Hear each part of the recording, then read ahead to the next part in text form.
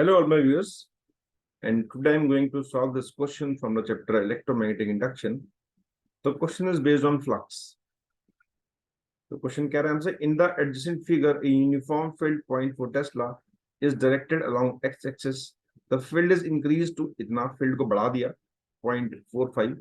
What is the change in magnetic flux through the surface? तो कितना change होगा flux में surface से, ये हमको find करना है. ऑप्शन क्वेश्चन दे रखा है ABCD से निकालना है, BCF से निकालना है, ABEF से निकालना है.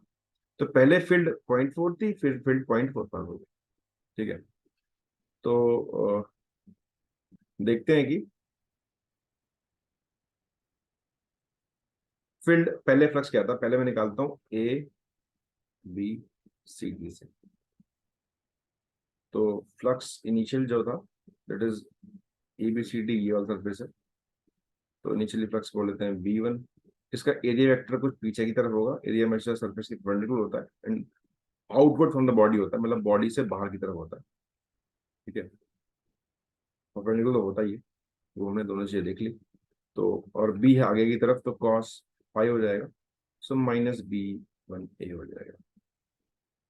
अच्छा, फाई टू देखें, सो B2 माइनस A हो जाएगा. अगर चेंज निकालें, चेंज कितना हुआ, तो this is equal to phi two minus phi one कर सकते हैं. So minus B2A plus B1A. So this is B1 minus B2 into A. This is 0.05. Area निकाल लेते हैं, इसका एरिया कितना है. सो ये भी 3 है, ये भी 3 है, तो 9 हो जाएगा.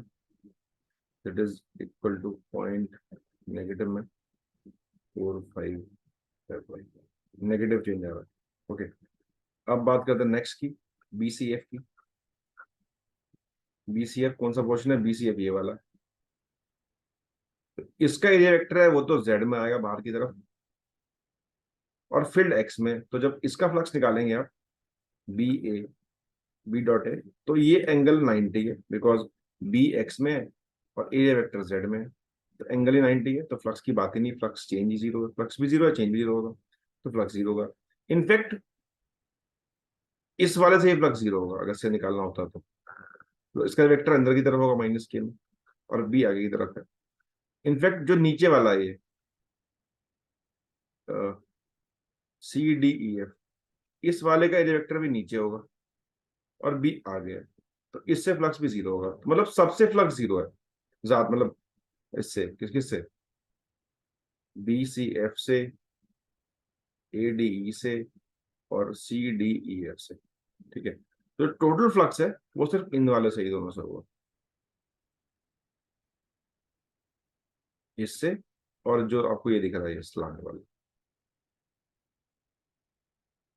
ठीक, अब नेक्स्ट देखते हैं ABFE से निकालना है. ठीक है, तो हमको एक प्रॉपर्टी पता है कि अगर कोई क्लोज बॉडी है तो फ्लक्स थ्रू क्लोज बॉडी ये जीरो होता है अगर वो यूनिफॉर्म फील्ड में रखी है. यूनिफॉर्म फील्ड, दैट मीन्स कि जितनी, हम ऐसे बोलते हैं उसको, जितनी फील्ड लाइंस उसमें एंटर कर रही हैं, मान लो इससे 10 लाइन एंटर करेगी तो 10 बाहर भी निकल जाएंगी. अगर यूनिफॉर्म में रखा है तो फ्लक्स जीरो होगा. डेट मीन्स कि जितना फ्लक्स इससे आ रहा होगा, आपके पास जो ये दिख रहा है आपको ABCD, इससे उतना फ्लक्स इससे बाहर हो जाएगा. उतने, मतलब अगर 4 लाइंस आई तो 4 वापस भी जाएंगी. ठीक है, तो जो फ्लक्स होगा दोनों से वो हमेशा सेम ही रहेगा.